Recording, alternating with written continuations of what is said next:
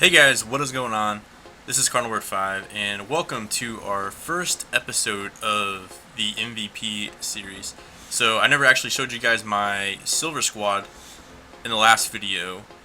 Keep in mind, A-Rod is my MVP, but this is what my Silver Squad is going to look like, plus A-Rod. For my rotation, I went ahead and went with Martinez, Richards, Tanner Roark, Stephen Wright, Trevor Bauer. This is what my starting lineup is going to look like for this first game. Keep in mind, we have to lock in the silvers until we actually upgrade them. So this is what my silver squad's looking like. I have a lot of righties, and on the bench I have a lot of guys that hit lefties really well.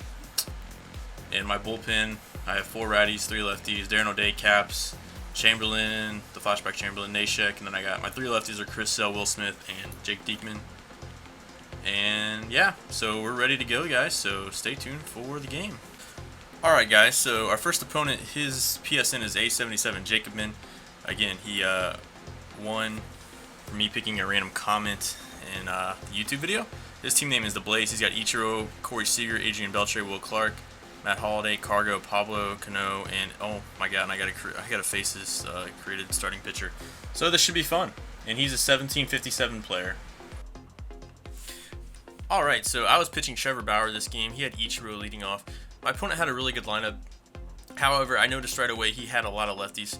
So I was not going to be hesitant to pull Bauer if necessary. I had 3 lefties in my bullpen, Diekman, Will Smith, and of course the flashback Chris Sale. So if I had to go to my bullpen early, I would not be afraid to do so. So starting off this game, I'm trying to figure out, his bat speed, if he has a quick bat or not. We got a 2-2 count on Ichiro. I threw a cutter down and in, and yeah, not a great way to start the game. So yeah, we go down 1-0 super early in the game. I wasn't gonna let it get to me though. It happens. Like, I just don't know how my opponent plays right now. And he's actually an 1800 player, as I get the strikeout there.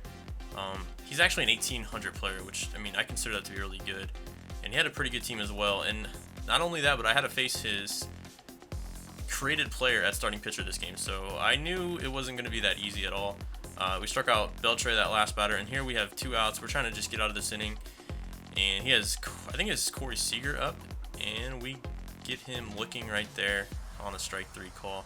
Actually, I don't know if that was Corey Seager or not, I couldn't tell, but we do strike out the side after we give off that leadoff home run. We have Michael Saunders leading off for us. And again, look at this created pitcher he has. He had Arrieta's delivery, I could pick up that right away. And he had 5 pitches. He had the sinker, sweeping curve, slider, changeup, 4-seamer. This pitcher kind of reminded me of like facing a better version of Arrieta. The sinker wasn't as hard, but that's kind of what it reminded me of. And I hate facing created pitchers. It used to be in the game all the time, and it was fun. But I tell you what, guys, facing that sinker off a created pitcher can be annoying as hell. But so yeah, I knew this was going to be a tough grind. My goal early on was to see a lot of pitches, see how he likes to pitch me. I made a few mistakes early on in my ABs. Like, I should have just been a little bit more patient. As you can see, I roll over there to start off the game, and here I have my MVP batting in the 2 spot. We get a 3-1 count on my MVP. I knew he was trying to pitch around him. He throws a strike there, and guys, like, he's using Arrieta's delivery, and that slider looks just like Arrieta's. It's not that loopy, average-looking breaking ball slider. It's like a hard cutter. So I wonder if the delivery has an impact on what kind of pitches you actually throw, because not all sliders are the same. I thought I would just throw that in there.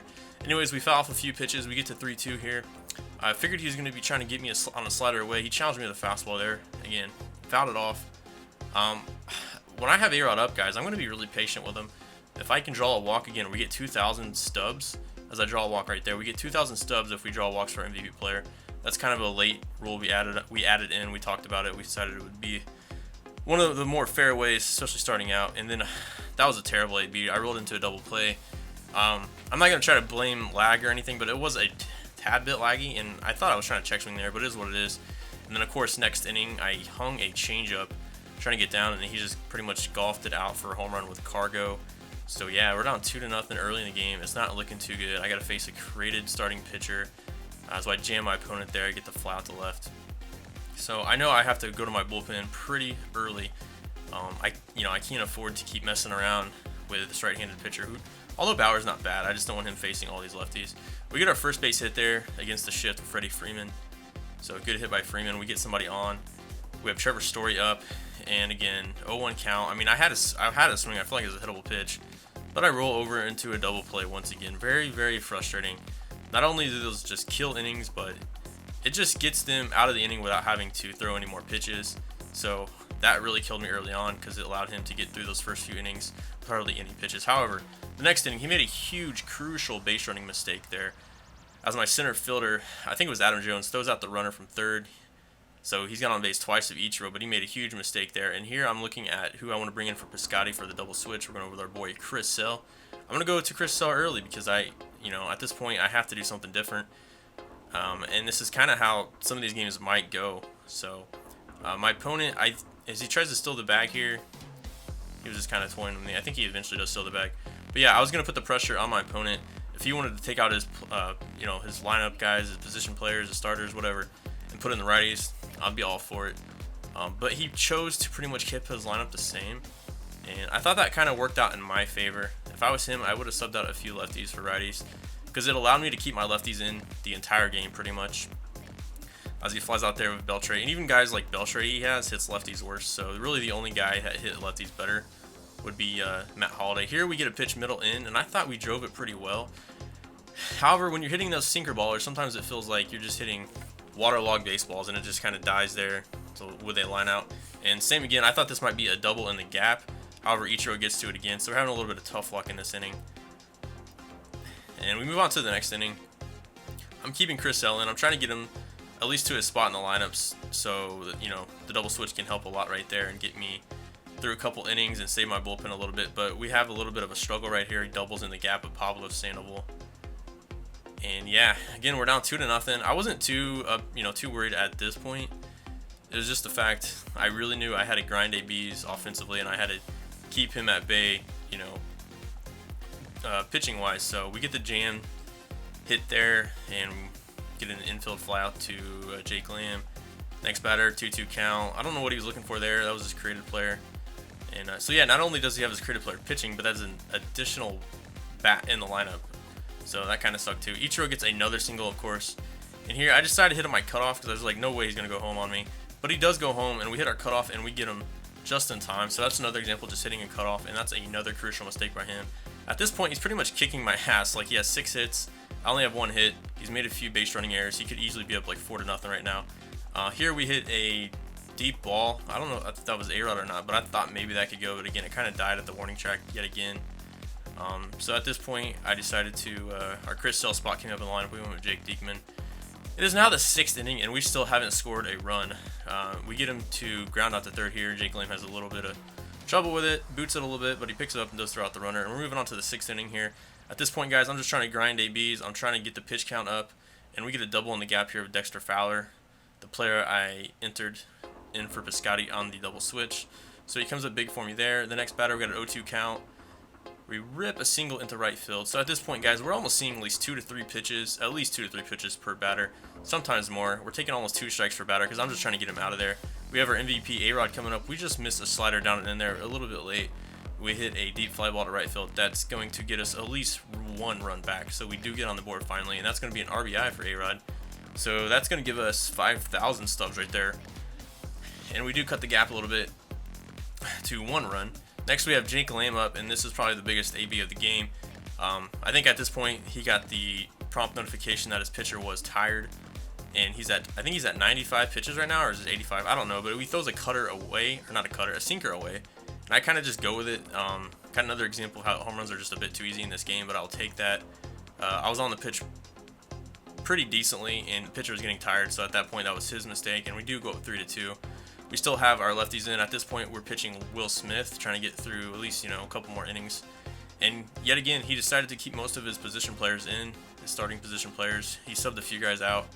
But at this point, I felt like it was a bit too late, and Will Smith did a really nice job for me as I throw a fastball high and away here, get him swinging and missing. Will Smith's a really good budget lefty if you guys ever need to get one. He can throw up to 95. Got a good curveball and slider, just doesn't have a changeup as we get him to roll over to second there. So it's a 3-2 game. We're going to the 7th inning, and he still has his creative pitcher, and I thought this is where he made a huge mistake. I can understand, leaving him in there to face Jake Lamb because he wasn't at 100 yet, but at this point, he's getting close to 100, and he's almost to 100, and the 2 outs in the 7th, he hangs a sinker down the middle. I was a little bit late on it, but he didn't get the pitch inside enough, and Wilson Ramos takes it yard for a big 2-run shot, and we go 5-2. That was a huge home run. He should have went to his bullpen. He's trying to rely on a starting pitcher a little bit too much this game, and that kind of backfired on him. And here we get him swinging and missing on the Will Smith slider. So this game is starting to wrap up pretty quickly. He finally goes to Andrew Miller in the 8th, but I decided to sub my boy Ozuna in. He goes yard oppo. It just barely goes over the wall, but that's going to give us a 6-2 lead. And we're going to bring Caps in to close out the game. He pretty much struggled against Caps. I think he got one hit against Caps, but we got a 2-2 count here. We just challenged him fastball in. He wasn't even swinging. I think he was looking slider or curveball. He did get one runner on. I wasn't too worried about it because I felt like he was having a lot of trouble picking up Caps' pitches. Here, we throw a slider for strike. Don't get the call. 2-1 count. We got a 4-1 read, so I'm just going to challenge him. Swing and miss there, so we are 1 strike away from getting this first victory. And keep in mind, guys, victories are going to give us some more stubs as well. So, and we about to have this game over with. We just need to get 1 more strike for that victory. And we just miss away. So let's see if we can get him here. Fastball down and in. And we got him.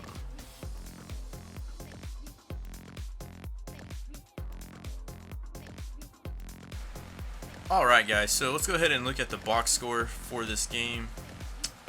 My opponent struck out 15 times. Let's see, I struck out 4 times, had 1 walk. But let's actually get to the MVP rolls and see how many stubs we earned this game. We scored 6 runs. So that'll be 30,000 stubs for the first roll. Every hit with MVP player. I don't even know if I had a hit. I didn't even have a hit with A-Rod. We did add 1 rule though, that if you get a walk for every walk, or every time you get on base, you know, hit by pitch or walk, that's worth 2,000 stubs. So we'll add 2,000 for that category. We didn't have any home runs. We did have 1 RBI with A-Rod, so that is another 5,000 stubs. Walk-off win, we didn't have that. We didn't have a rage quit. We didn't strike out with A-Rod, so nothing else applies there. Let's see. Alright, and that's going to be our total amount. So we didn't really get too much. We're going to end up with a total of 37,000. A-Rod didn't really do too much this game, but we're going to end up with 37,000 stubs to upgrade our team. Alright guys, so what is next is you're going to have to help me decide how to upgrade my team. There's not really going to be any, formal set in stone way to do this. I'm just going to kind of read the comments and go what I think is best. But here's what I'm thinking, guys. I think I should definitely upgrade my bullpen. I think I should go out and get Chapman. I can go get him for around 14K on average. And then I think one position player I should go get is Jim Edmonds. What we do is we base it off the market price. He's only a 90 overall as a center fielder. So the average center fielder around that position is going to be about 13K. That would leave me about 10K to spend. And I was thinking maybe go get the Mets Wagner, who is not a diamond. So I'd pick the Mets Wagner at gold, and I'd get him for around 10K. So that would be my 27K. But if you guys think I should do something different, I will definitely listen and see what you guys think. I really need to get pitching and bullpen though, and I think I want to start with bullpen. So let me know in the comments, guys, what you think I should get right now. Anyways, guys, thanks for watching the video. This is CardinalBird5 signing out. Make sure to comment, like, and sub, and let me know what you guys think I should upgrade.